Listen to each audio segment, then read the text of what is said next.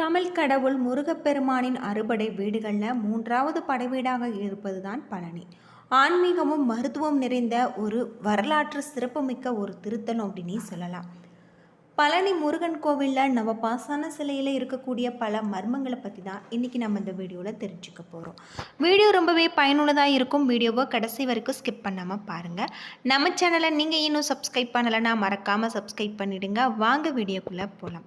பழனி மலையில் மூலவரான தண்டாயுதபாணி சிலை போகர் என்னும் சித்தரால் 9 வகையான நவகிரக மூலிகைகளை கொண்டு உருவாக்கப்பட்டது. இந்த சிலைக்கு செய்யப்படும் அபிஷேக பொருட்கள் நோய்களை தீர்க்கக்கூடிய அருமருந்தாக கருதப்படுது. உலகம் எங்கிலுமே இருக்கக்கூடிய முருகன் கோவில்களில் ராஜ அலங்காரத்தில் காட்சியளிக்கக்கூடிய முருகன் இங்கு மட்டும் கையில் தண்டம் ஏந்தி இங்கு மொட்டை தலையுடன் எளிய கோலத்தில் காட்சி தராது, அதாவது ஆண்டி கோலத்தில் காட்சி தராரு. மலைக்கோவிலில் அடிவாரத்தில் அமைந்திருக்கக்கூடிய திருத்தலம் தான் திரு ஆவினங்குடி. முருகனின் பிறப்பிடமாகவும் சிவன் பார்வதி தம்பதியர் முருகனை ஞானப்பழம் என அழைத்து ஆசீர்வதித்த இடமாக சொல்லப்படுது. பழனி என்றாலே நம்முடைய நினைவுக்கு வருவது சுவையான பஞ்சாமிர்தம். இது தண்ணீர் கலக்காமல் இயற்கை மூலிகைகள் மற்றும் பழங்களை கொண்டு தயாரிக்கப்படுது. முருகப்பெருமானுக்கு காவடி எடுக்கக்கூடிய முறையின் தொடக்க தலமாகவும் இது விளங்குகிறது. இடுமன் என்னும் தோளில் காவடி தூக்கி வந்தவன் ஐதீகமாகவும் இந்த தலத்தோடு தொடர்புடையதாக சொல்லப்படுது. பல்வேறு சிறப்புகளை கொண்டிருக்கக்கூடிய வகையில் தான் பழனி முருகன் தண்டாயுதபாணி கோவில் அமைஞ்சிருக்கு. இங்கு சென்று வழிபடுவதன் மூலம் நம்முடைய வாழ்க்கையில் இருக்கக்கூடிய அனைத்து விதமான பாவங்களும் தீரும். முருகப்பெருமானின் அறுபடை வீடுகளில் மூன்றாவது படைவீடாக இருக்கக்கூடிய பழனி முருகன் தண்டாயுதபாணி திருக்கோவில் பல்வேறு சிறப்புகளை கொண்டிருக்கக்கூடிய வகையில் அமைஞ்சிருக்கு. முருகப்பெருமானுக்கு எத்தனையோ கோவில்கள் இருந்தாலுமே மிகவும் தனி சிறப்பு வாய்ந்தவராக கருதப்படுவர் தான் பழனிமலை முருகன். தமிழ் கடவுளான இவரை காண கேரளாவில் இருந்துமே உலகின் பல பகுதிகளில் இருந்துமே ஏராளமான பக்தர்கள் பழனிக்கு வந்து செல்கிறாங்க.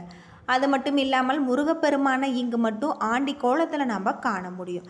இங்கு முருகனுக்குள் நவகிரகங்களும் அடக்கம் என்பதால் இங்கு வந்து வழிபட்டால் நவகிரக தோஷம் நீங்கும் என்பது ஐதீகமாக சொல்லப்படுது.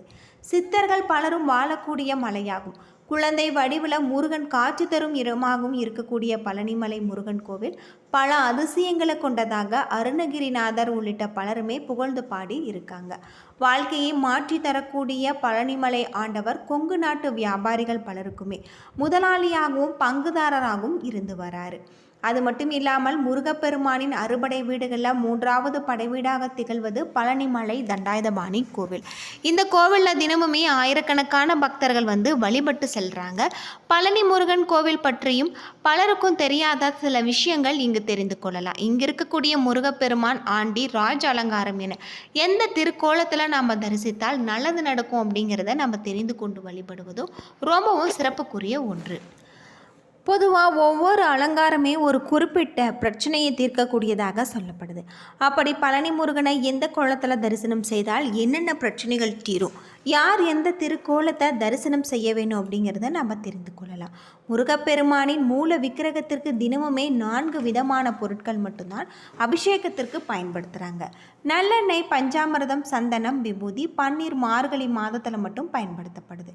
இவைகளில் சந்தனம், பன்னீர் தவிர மற்ற எல்லாமே தண்டாயுதபாணியின் சிரசில் வைத்தவுடன் அகற்றாங்க. அதாவது முடி முதல் அடிவரை என்கின்ற அபிஷேகம் சந்தனத்துக்கும் பன்னீருக்கு மட்டும்தான் இருக்கு. இதில் சிரசு விபூதி என்பது சித்தர் உத்தரவால் பக்தர்களுக்கு வழங்கப்படுகிற ஒரு பிரசாதம். இது கிடைப்பது மிகவும் புண்ணியம் அப்படின்னே சொல்லலாம். ஒரு நாளைக்கு 6 முறைக்கு தண்டாயுதபாணிக்கு அபிஷேகம் அலங்காரம் செய்யப்படுது. 5 முதல் 7 நிமிடத்திற்குள் முடிந்துவிடும். அபிஷேகம் முடிந்து அலங்காரம் செய்துவிட்டால் பின்னர் அடுத்த அபிஷேகம் வரை மாலை சாற்றுவதோ பூக்களால் அர்ச்சனை செய்வதோ கிடையாது. இரவில் முருகனின் மார்பில் வட்ட வடிவில் சந்தன காப்பு சாத்துறாங்க. விக்கிரகத்தின் புருவங்களுக்கு இடையில ஒரு பொட்டு அளவுக்கு சந்தன காப்பு. முந்தைய காலத்துல சந்தன காப்பை முகத்தில் சாத்தி கொண்டிருந்தாங்க. பின்னால் இந்த முறை மாற்றப்பட்டிருக்கு. தண்டாயுதபாணி விக்கிரகம் நவபாசனத்தால் செய்யப்பட்டது என்பதால் எப்பொழுதுமே மிகுந்த சூடாக இருக்கும். இதனால் இரவு முழுவதுமே அந்த விக்கிரகத்தில் இருந்து நீர் வெளிப்படும்.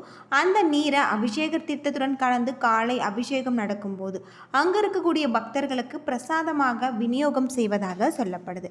தண்டாயுதபாணி சிலையில் சுற்றி எப்பொழுதுமே ஒருவித சுகந்த மனம் பரவிக்கொண்டே இருக்கும். தண்டாயுதபாணி சிலைக்கு இடது பக்கத்தில் ஒரு சின்ன மரகத லிங்கம் இருக்குது. தீப ஒளி இல்லாமல் இந்த லிங்கத்தை நாம் தரிசிக்க இயலாது. பழனியில் 2 மரகத லிங்கம் இருக்குது. ஒன்று முருகன் சன்னதியில், இன்னொன்று போகர் சமாதியின் மேல். இந்த இரண்டையுமே போகர் பூஜை செய்வதாக சொல்லப்படுது. தண்டாயுதபாணி சிலையை ராஜ அலங்காரத்தில் நாம் தரிசிக்க வேண்டுமா, ஆண்டி கோலத்தில் தரிசிக்க வேண்டுமா, எது சிறந்தது என்ற சந்தேகம் பல காலமாக பக்தர்களுக்கு இருந்து வருது. பலருமே ஆண்டி கோலத்தில் முருகனை தரிசிக்கக்கூடாது என சொல்வதுண்டு. இது முற்றிலும் தவறானது. பழனி முருகனை ஆண்டி கோலத்தில் தரிசிப்பதற்கு அளவில்லாத பல சிறப்புகள் இருக்கு. முற்றும் திறந்த தவநிலை, அதாவது அலங்காரம் இல்லாமல் ஆண்டி கோலத்தில் பார்க்கும் பொழுது நமக்குள் ஒரு மெஞ்ஞானம் உண்டாகலாம். முற்றும் திறந்தவர்கள், குடும்பத்தில் பல நிலைகளை கடந்தவர்கள், இவர்கள் எல்லாமே அந்த கோலத்தை திரும்பி பார்க்கலாம். ஜோதிடத்தின்படி பார்க்கும் பொழுது செவ்வாய் கிரக அதிபதியாக முருகப்பெருமான் வீற்றிருக்காரு. அதிலுமே முருகப்பெருமான் ஞானக்காரராக விளங்கக்கூடியவர். இதனால் செவ்வாயுடன் குருவும் கலக்கிறார். வீரம், தைரியம் இதற்கெல்லாம் உரிய கிரகம் செவ்வாய்.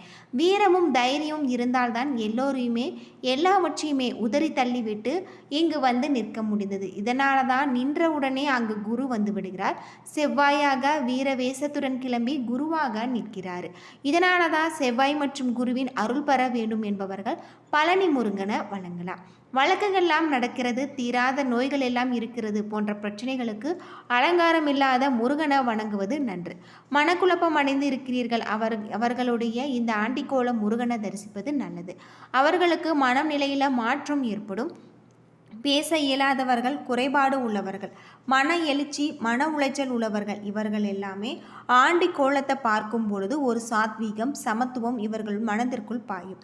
பெண்ணிற்கு கல்யாணம் முடிக்க போகிறோம், பத்திரிகை அடித்து கும்பிட போகிறோம், வீடு விற்பது, வாங்குவது, கட்டுவது, கட்டிய பெண் கிரகப்பிரவேசம் செய்வதற்கு சுவாமியை கும்பிட போகிறோம், இது போன்ற நிகழ்வுகளுக்கெல்லாம் ராஜ அலங்கார கோலத்தில் தரிசிக்கலாம். நம்மால் சரி செய்யக்கூடிய விஷயங்களுக்கு ராஜ அலங்கார தரிசனமும், நம்மால் சரி செய்ய முடியாத விஷயங்களுக்கு ராஜ அலங்காரம் சிறந்தது அப்படின்னு சொல்லப்படுது. இதுபோல் நாம் முருகப்பெருமானை வழிபட்டு வருவது நம்முடைய வாழ்க்கையில் நல்ல ஒரு மாற்றம் ஏற்படும் அப்படின்னே சொல்லலாம்.